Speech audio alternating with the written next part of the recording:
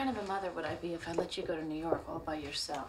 I'm not going by myself. Slap and Ricky are coming with me. Oh, now I feel much better. Are you kidding me? There's sort of this uptightness at the beginning, and sort of this fear of letting your child go, of letting Dylan go. Right. And it's an acceptance of that, accepting a burgeoning romance with Jason. Sort of all of these things come into play. The character really does evolve over a period of time, and I assume that's something that draws you to it as Yes, well. I liked the way, I liked the journey that she took. But I also have to say, I mean, a friend of mine who read the script, who has a son with a very strong disability, you know, she said, obviously a disability is not the same as a terminal illness, but she said, this script rings so true to me because in our home, you know, people who approach us and who look at us from outside, oh, they tiptoe around me and my son and our lives, and oh, they're very respectful and, you know, but actually in our own lives, we have a lot of humor about it because what else are you going to do? You know, you can't live in a state of all the time. And I would say that that's one of the main things that really did appeal to me about how Karen and Dylan have a lot of humor between them at this incredibly fraught and sad, you know, moment in their lives. You passed out at school, honey. Your tumors have enlarged, and they cut off the blood supply to your brain. Well, that's not good, huh? I'm afraid not.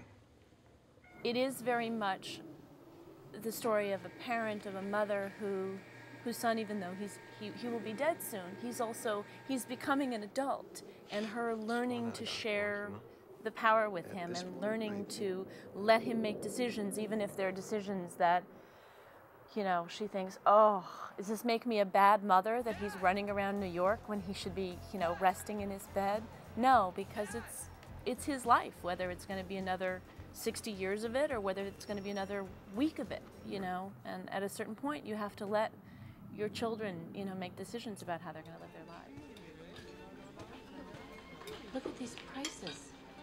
I haven't spent this much on a car. Dylan, we can't eat here. Hey, I'm taking you out to dinner. Let's live it up some, huh? Come on. Okay. Let's. Good.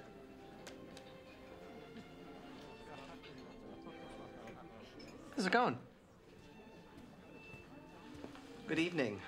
May I get you something to drink while you decide? I'll have a frosty cold brew. I'm afraid I'll need some identification. Well, you know, I left my wallet at the office. Screw it, I don't want beer anyway. Why don't you bring us a bottle of red wine? Very good, madam. And we want the good stuff. Nothing out of a box. Thank you.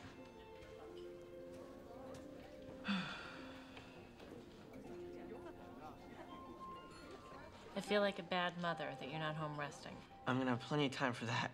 And right now, I want a feast. How are you gonna pay for this? Don't worry about it. Uh-huh. Check it out, we got cloth napkins. When was the last time we had cloth napkins? Chateau Neuf de Pape, 1985. My personal favorite. Oh, he's in charge. Ah, bueno. Poor my good man. Would you like to order your dinner, or shall I come back? Nope, I know what we want. We're gonna have the shrimp cocktail, the escargot, and I'm gonna have the lobster thermidor, and the lady here is going to have the bouilla base. Very good, sir. Dylan, we're over $200 and we haven't even gotten to the entrees yet. Huh? Maybe we should skip the appetizers. Your bill is being covered by Dr. Emerson. Really? Sweet. In that case, then, take special care of my lady. Thank you, sir. It will be my pleasure.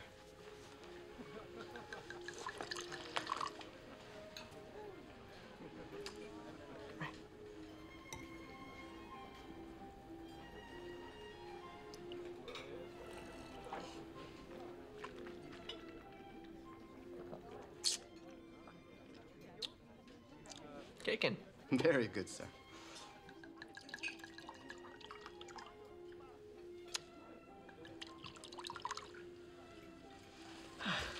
Thank you. 2 wishes coming true. Dylan, are you sure there isn't something else that you want? Something more accessible? What's the point in wishing if you don't wish for what you really want? I just don't want you to be disappointed. Well, I will be if I don't try.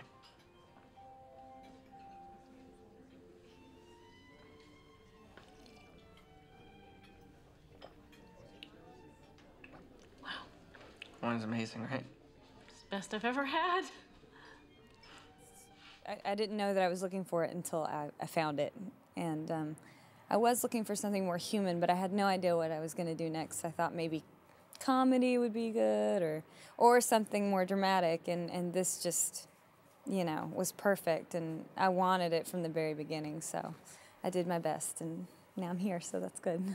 It's a very universal movie. And anyone that's had that kind of friendship that the kids have, or that's lost somebody that's important to them, which everyone has, you know, or will at some point.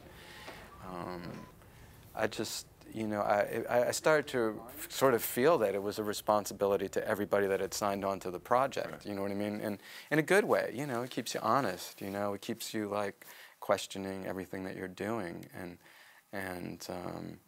you know, because all the actors, there's an amazing cast of, you know, well-known actors that were all doing it for scale, you know. Right. And everyone was, you know, no one was really getting paid. And I think that people were not getting paid a lot, you know, and they were all doing it for the right reasons. And I think, you know, everybody brought something to it, you know, brought their own sort of experience to it, and I wanted to respect that. I mean, I felt a certain obligation to honor that. The character of Nikki was very appealing to me because in the beginning you think that she's just this model, this bitchy model chick. She's very unsympathetic. Right, very unsympathetic. You're like, why won't she just give this kid a chance? Like, what's her problem, man? And then you start to realize that she has all of her own demons and problems, and Can we talk?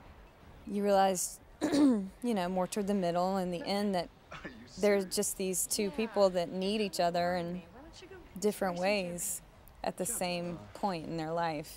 You're not that hot in person. Two very different people that need each other in very different ways, but it just works together like a puzzle piece, you know? I mean, she's a really complicated character. I mean, do you get a sense of who she is before you start shooting? Because a lot of actors talk about how they really get to know the character as they shoot the film, that they reveal themselves to them. Yeah, I did already have a feel of Nikki. I mean, I related to her on many different levels, and How so? well, you know, I used to model, and I left a boyfriend back home and went to Europe, and we eventually broke up. And I did it too. You did too? Yeah. Oh, the same old model story, isn't it? It's tragic. Oh, it's really tragic. But anyway, there's just a lot of similarities. Like, you know, just that whole modeling world I've been in before, and I consider myself a very human person who makes mistakes. So it definitely just, I just really connected with it from the beginning. Where are you going? Going for a drive. Dylan? Mom. Let me go. Please.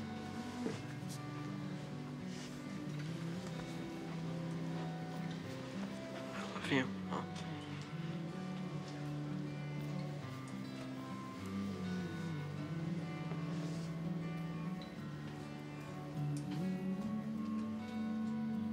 I love you too.